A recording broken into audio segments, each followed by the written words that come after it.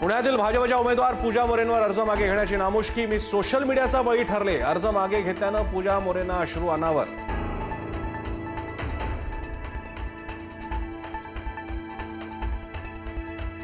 पुण्यात शिवसेना उमेदवारांना प्रतिस्पर्ध्याचा फॉर्म गिळला तर फॉर्म गिळाला नसल्याचं उद्धव कांबळेंचं स्पष्टीकरण। एकाच प्रभागातून पक्षाकडून चुकून 2 उमेदवारांना एबी फॉर्म दिल्यानं वाद।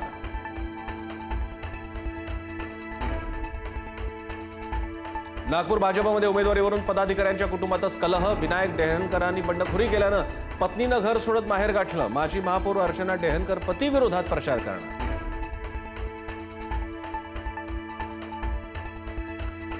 छत्रपती संभाजीनगरमध्ये निवडणूक अधिकाऱ्याने एबी फॉर्म लपवल्याचा आरोप। संतप्त कार्यकर्त्यांनी प्रश्नांची सरबत्ती करत अधिकाऱ्याला धरलं धारेवर।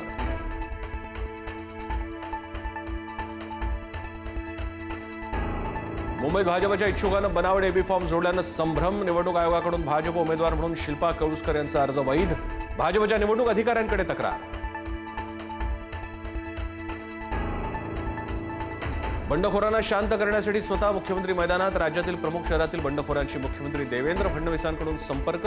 बंडखोरांना राजकीय पुनर्वसनाचा शब्द।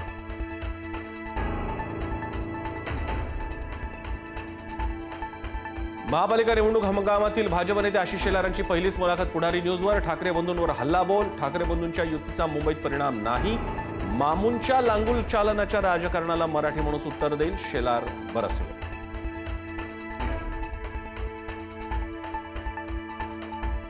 राज ठाकरे किती वेळा भूमिका बदलणार? आशिष शेलारांचा राज ठाकरेंवर निशाणा। मनसेला कमी जागा सोडल्या, शेलारांनी डिवचलं। गेले ते दिन गेले, राज ठाकरेंबरोबरच्या मैत्रीबाबत शेलारांचं वक्तव्य।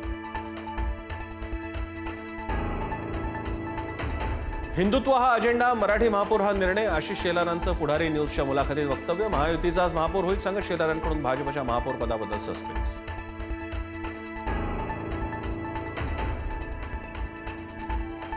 मराठी गुजराती वाद हा बालिशपणा। ठाकरेंना मोदी शहांची भीती का वाटते? आशिष शेलारांचा सवाल। मराठी विरुद्ध हिंदू नरेटिव्ह हा शहरी नक्षलवाद्यांचा डाव, शेलारांचा आरोप।